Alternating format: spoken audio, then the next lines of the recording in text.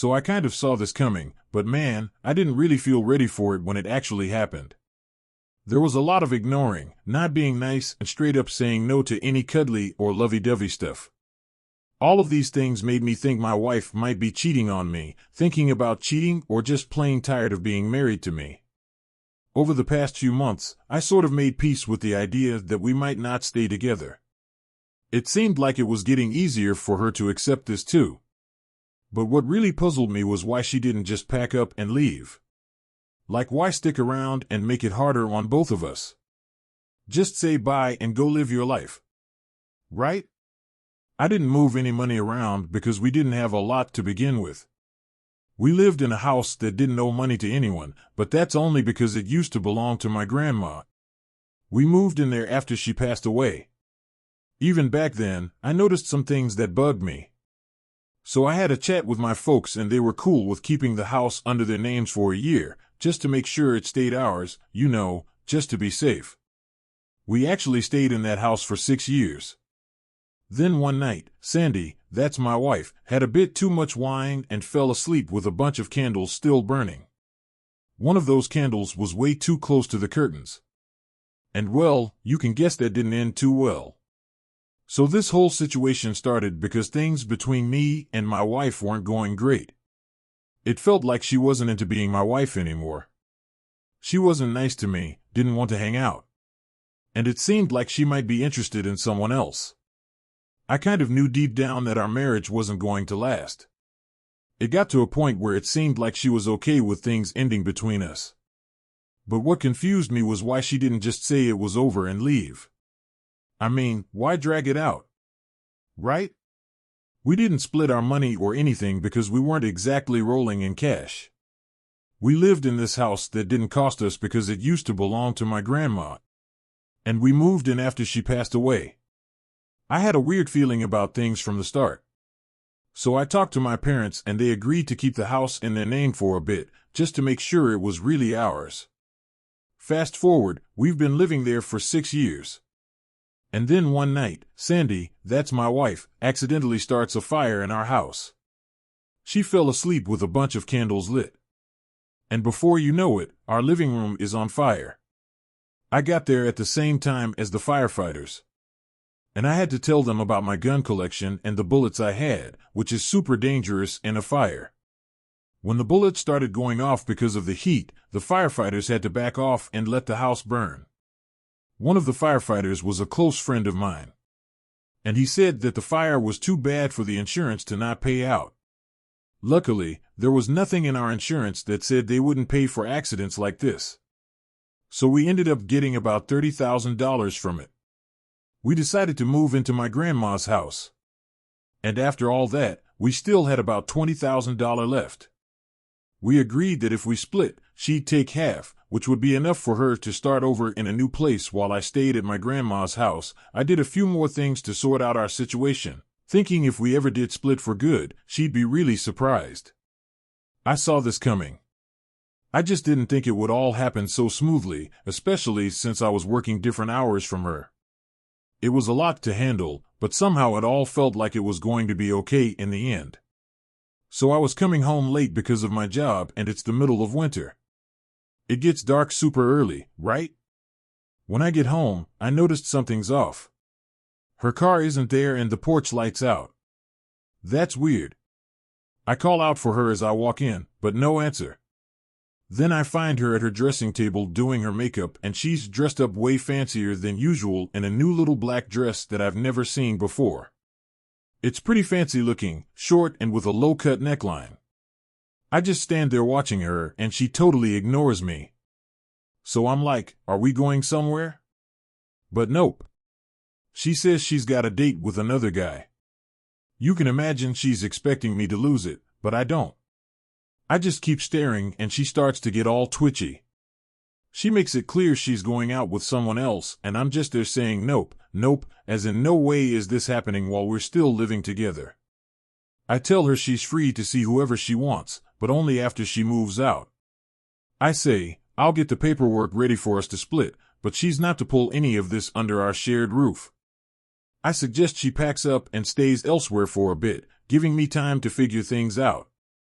and then we can sort through our stuff. But then she laughs this weird, harsh laugh and says she's not leaving. She loves the house and plans to redecorate it her way once she gets it. She thinks she'll get a big chunk of money if we have to sell it, assuming she can somehow prove she deserves it. It's like she's playing a game, thinking she's got it all figured out. So things got pretty intense. After all that talk about dates and moving out, I suggest maybe she should stay with her parents until everything between us is settled, but she's not having it and tells me I should be the one to leave. Then she drops a bombshell. She's leaving in about 30 minutes for her date and warns me not to be around when she gets back. She even threatens to call the cops on me, saying she could make up a story about domestic violence to get me arrested and kicked out for good. She's thinking she can change the locks and get a restraining order against me while I'm gone. Her threat catches me off guard, but I just smile and tell her not to do anything rash. She's adamant though, saying it's already decided and trying to intimidate me further. She goes back to her makeup, picking out a bright red lipstick, acting all confident. I didn't say anything more. I just left the room. I knew deep down she wouldn't have her date pick her up from our place, meaning she planned to drive herself. That's when I decided to take a drastic step. I went to the garage, grabbed an aluminum baseball bat and vented my frustration on her car's headlights and taillights, making sure she couldn't use it. After that, I noticed her purse on the counter, took a peek inside and saw she had a 6-pack of condoms. I didn't want to leave any evidence, so I took her phone to the garage, removed the battery, and then, with a hammer, I smashed the phone into 3 pieces. It was a moment of sheer frustration, and I guess I wasn't thinking straight about the consequences. After messing with her car and almost sabotaging the condoms, but then deciding against it, I put her phone back in her purse without the battery. I was kind of caught in the moment, not really thinking straight about what I was doing. Then she walks into the kitchen, looking all dressed up with the tallest heels I've ever seen her wear. She's not happy to see me still there. And she's like, "Get out." But me, I'm just chilling, sipping my coffee, not letting her threats get to me. She tries to scare me by saying she's going to call the cops on me, telling me I should start thinking about bail money. I'm confused, like, why would the cops bother me? I haven't done anything to her. I didn't threaten her or touch her. I just didn't agree to leave my own house. But she's got a plan. She's going to tell the police that I threatened her and that she's scared for her life because I got mad when she wanted a divorce. She's pretty convinced they'll take her side just because she's the woman in this situation. She's dead serious, giving me a 30-minute warning before she makes the call.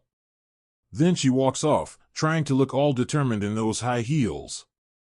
It's a messy situation and it looks like it's about to get messier. So just a few minutes after the whole threatening to call the police showdown, she finds out about her car.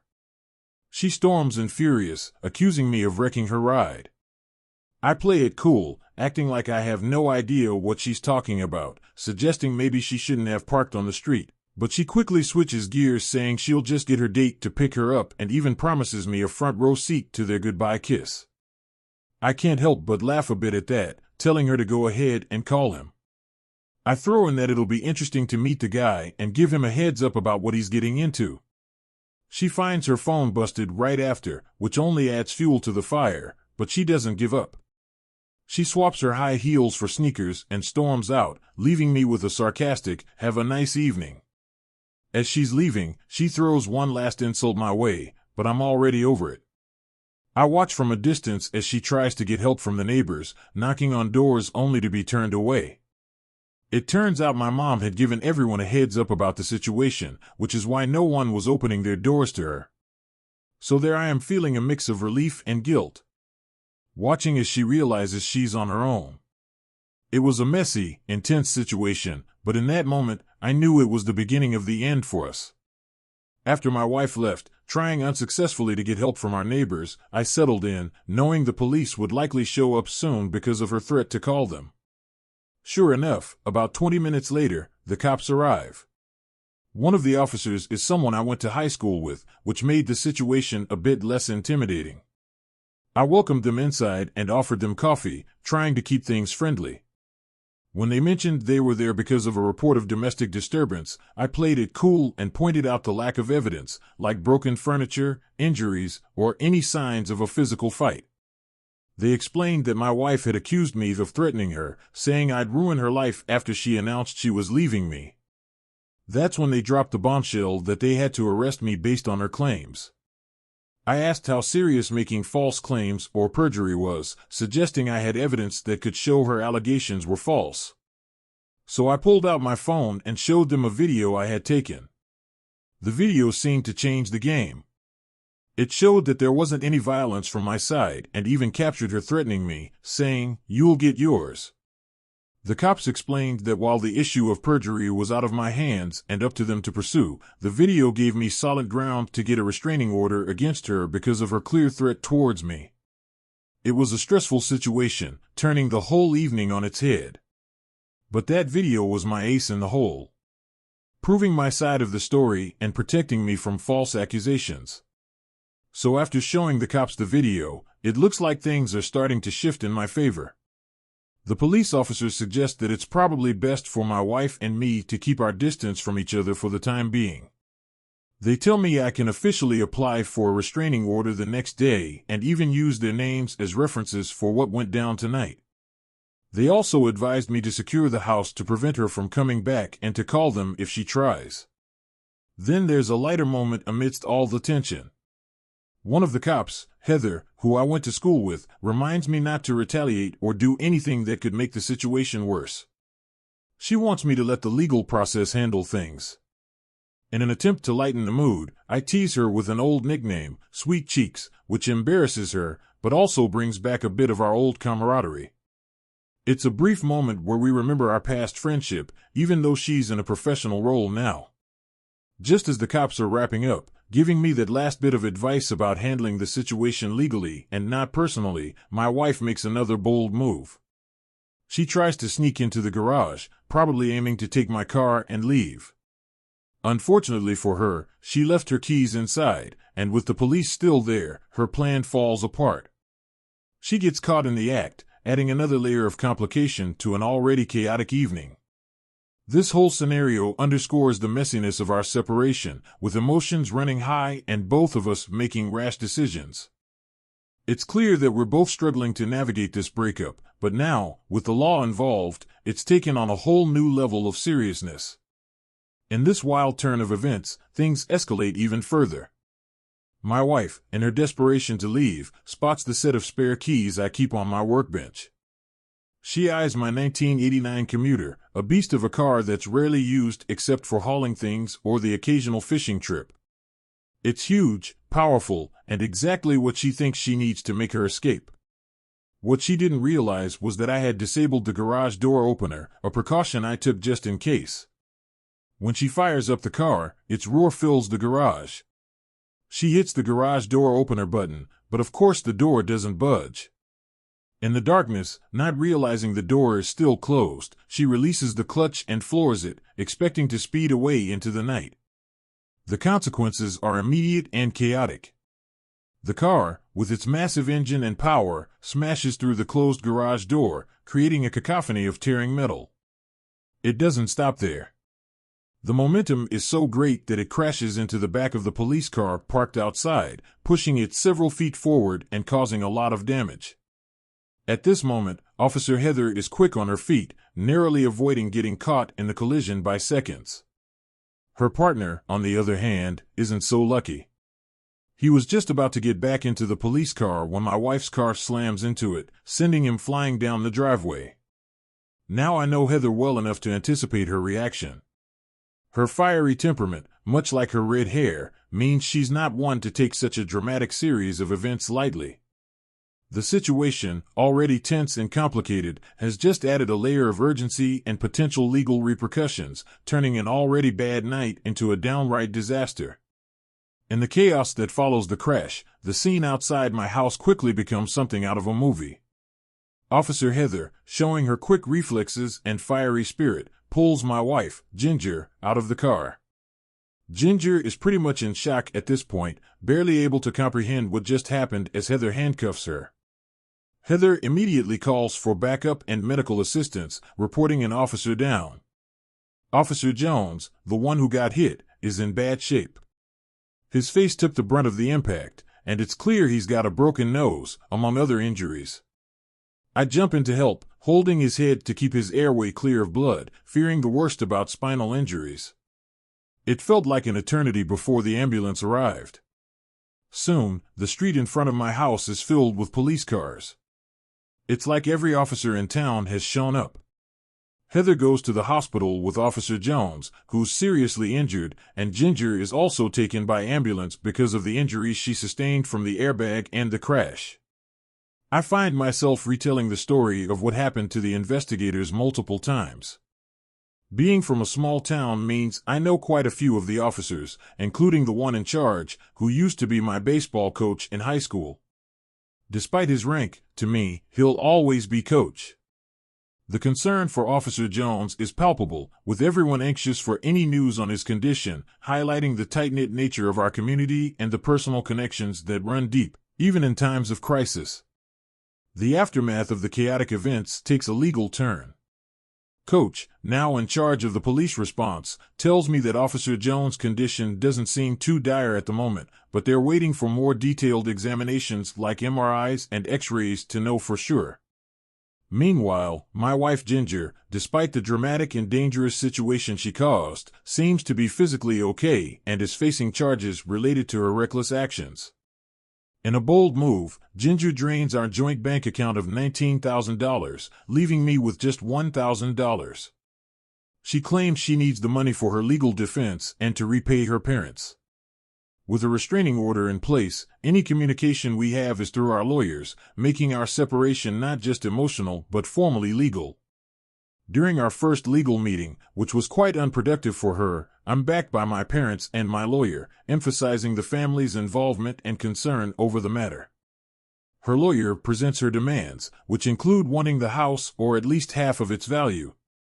However, she's unaware that the house is actually in my father's name, a fact that shocks her when revealed by my lawyer. This revelation nullifies her claim to the property, since legally she cannot claim half of something that doesn't belong to me in the first place. But Ginger doesn't stop there.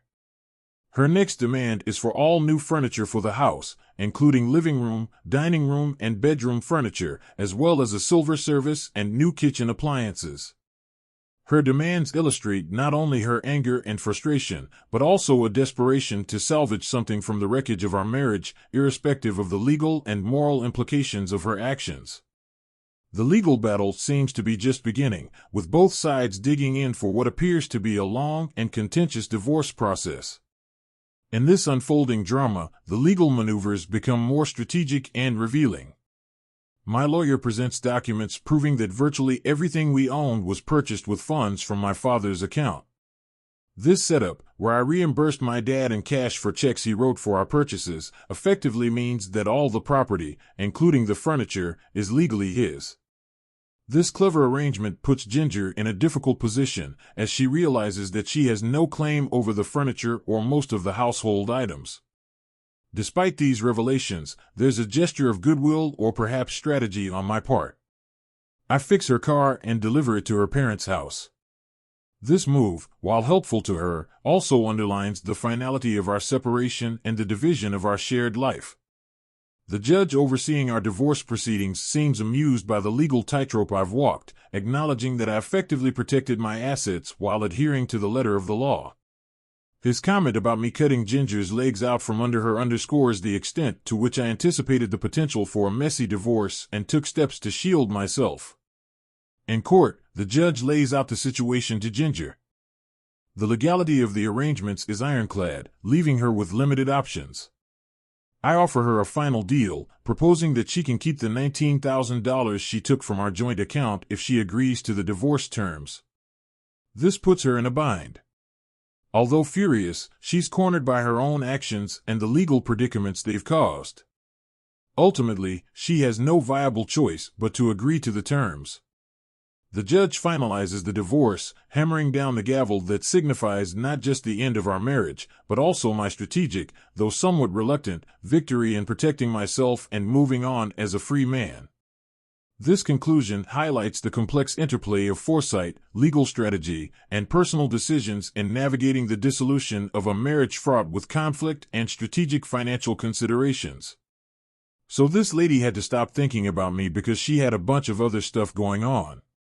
First off, she got in trouble for lying to the police. Then she got accused of attacking a police officer while they were in a car.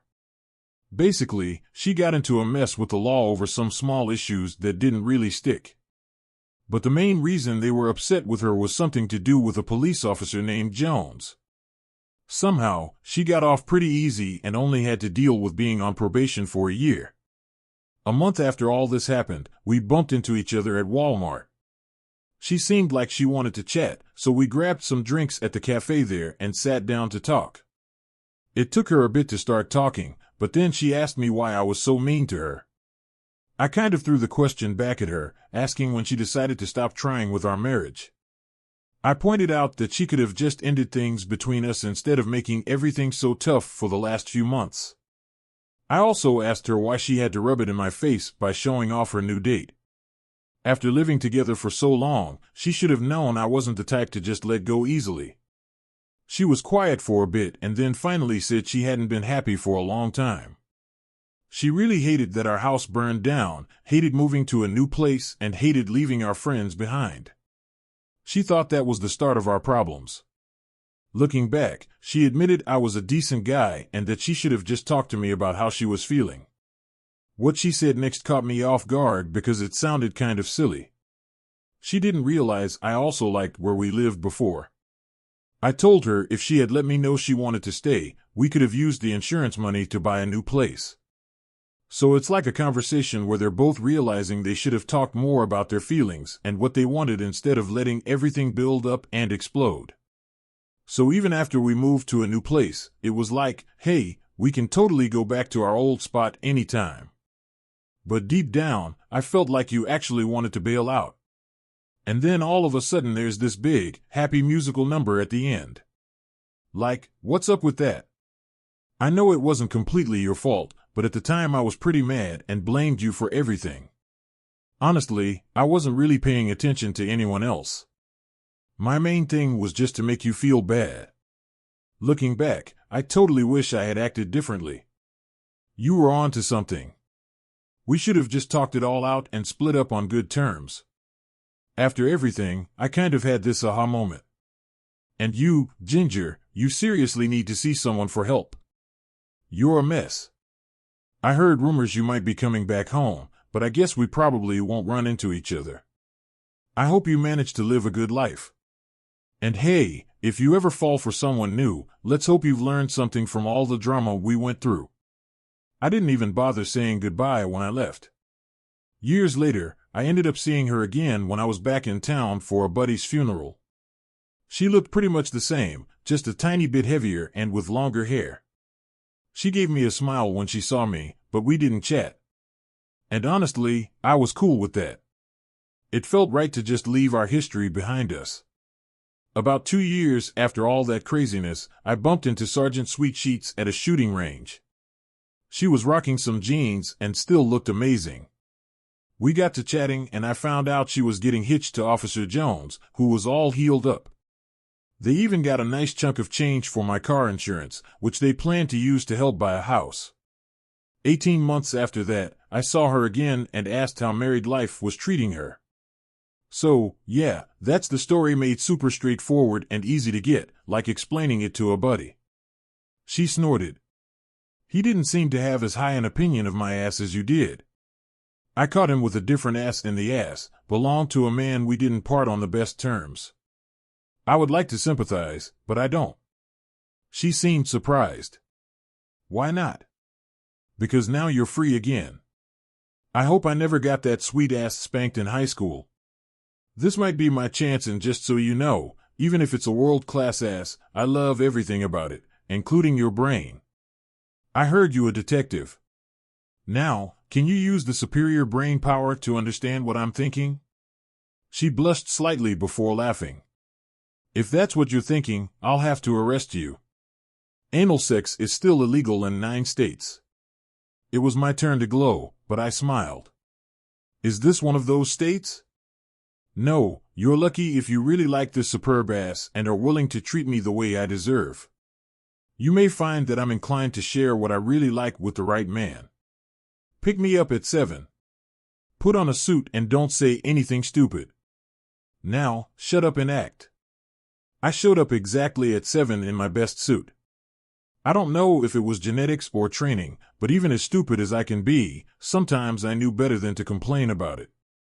I didn't put her to bed until we were married 9 months after our first date. All I can tell you is that it was worth the wait. And now this is the captain of Sweet Cheeks. I may say stupid things with calling her Sweet Cheeks in public is not the same thing, although she likes it when I talk like that in the bedroom. Ginger was seeing a psychologist. I don't know if this helps or not. She married twice and her second husband seemed to be cautious. He seems to keep her on a pretty short leash and reminds her of me when she gets out of control by telling her that I'm not the only one who would do this to her. It seems to help her focus, at least on her cousin who told me about it. All I can say is good for her. Our daughter, Kelly, got married today. Our wedding gift to her was my grandmother's old house. Heather never liked him.